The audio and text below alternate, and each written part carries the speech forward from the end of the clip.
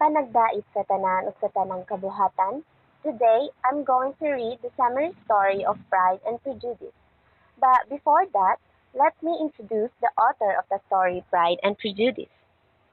So the author is Jane Austen, was an English novelist known for her witty social commentary and realistic depictions of the lives of the English middle and upper classes in the late 18th and 19th centuries. She was born on December 16, 1775 in Steventon, Hampshire, England to a clergyman father and a mother from a well-to-do family. So let's go to the next. So Pride and Prejudice is a novel by Jane Austen. It tops the list of most loved books. It was first published in 1813. The original title was First Impression. It narrates the society of British Regency morality, manners, money, marriage, upbringing, and education of then landed gentry form the pivot of the plot. It has been adapted and translated in almost all the languages of the world. So these are the characters of Pride and Prejudice. So first is Elizabeth Bennet. So Elizabeth Bennet, an intelligent and spirited young woman who possesses a keen wit and enjoys studying people's characters. Although she initially disliked Darcy and circumstances caused her to reassess her negative impression of him, and she eventually falls in love with him. And next, Fitzwilliam Darcy, a wealthy, proud, and who falls in love with Elizabeth and reveals a generous, thoughtful nature beneath his somewhat stiff demeanor, also the owner of Pemberley Estate. And next, Jane Bennet, a gentle and kind-hearted young woman who is Elizabeth's confidant and the oldest of the Bennet daughters. She falls in love with Bingley but is cautious about revealing her depth of her feelings for him. And next, Charles Bingley, a good-natured and wealthy man who falls in love with Jane. He is easily influenced by others, especially by his close friend Darcy. And next, Mr. Bennet, Elizabeth's ionic and often apathetic father, unhappily married, he has failed to provide a secure financial future for his wife and daughters. Next, Mrs. Bennet, Elizabeth's foolish and unrestrained mother, who is obsessed with finding husbands for her daughters.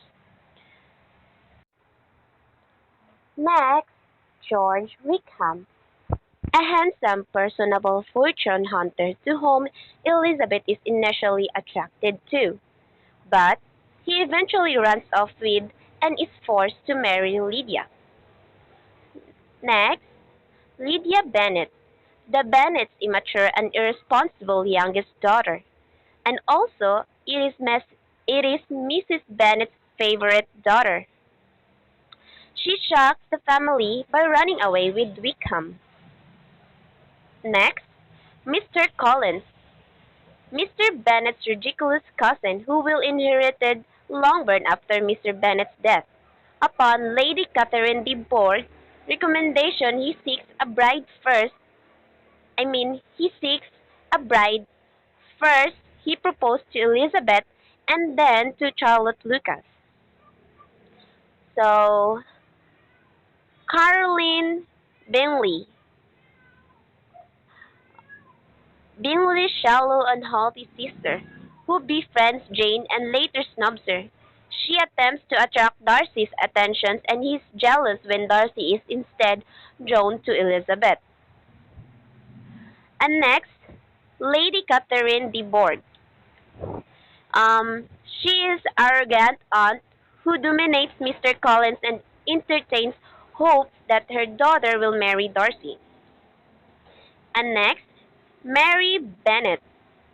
Mary Bennet, the pretentious third Bennet daughter who prefers reading over socializing. Next, Catherine Bennett. Catherine Bennett, or also known as Kitty, the Bennett's peevish fourth daughter who joins her sisters Lydia in flirting with soldiers. And lastly, Charlotte Lucas, Elizabeth's best friend and also Mr. Collins' bride. So, so here's the story. Pride and Prejudice is a novel written by Jane Austen about the lives and relationships of people living in the 19th century England. The story primarily follows Elizabeth Bennet, a witty and independent young woman, and her interaction with Mr. Darcy, a wealthy and proud gentleman. The novel opens with one of the most famous lines in English literature. It is a truth universally acknowledged that a single man in possession of a good fortune must be in want of a wife. So the novel So the novel centers around the Bennet family who lives in the Longbourn, which consists of Mr. and Mrs. Bennet and their five daughters, Jane, Elizabeth, Mary, Kitty, and Lydia. The story starts with the arrival of Mr. Bingley, a wealthy gentleman who takes up residence at a nearby estate of Mr.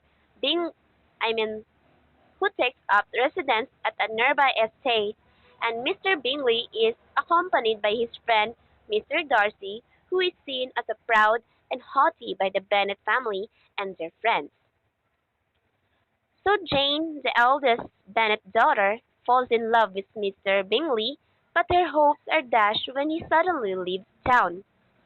Meanwhile, Elizabeth, the second eldest daughter, meets Mr. Darcy and they develop a mutual dislike for each other due to their pride and prejudice.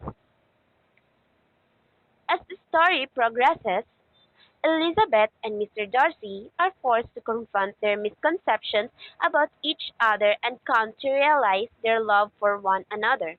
However, their relationship is threatened by the scandalous behavior of Elizabeth's younger sister Lydia, who elopes with Mr. Wickham, a man with a questionable reputation. And in the end, Mr. Darcy proves his love for Elizabeth by intervening to save Lydia's reputation, and the couple is able to overcome their pride and prejudice to live happily ever after.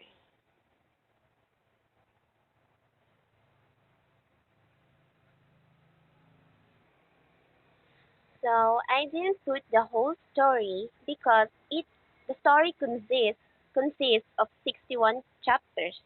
So I just put the summary of this story.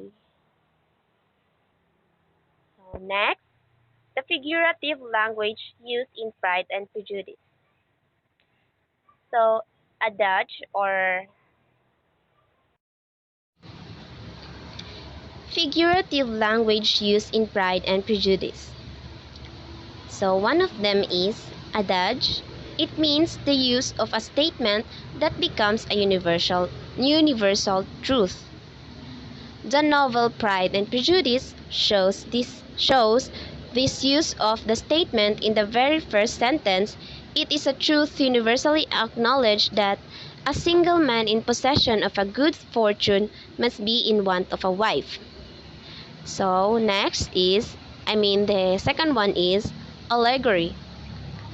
So allegory, Pride and Prejudice shows the use of allegory in the initial line, which discloses that the characters are going to represent abstract ideas such as Mr. Darcy and Elizabeth both represent abstract feelings of pride and prejudice.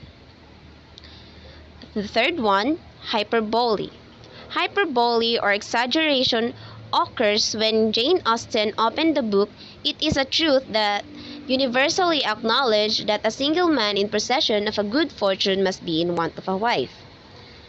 Then the fourth, imaginary, imagery means to use of the five senses such as in below examples.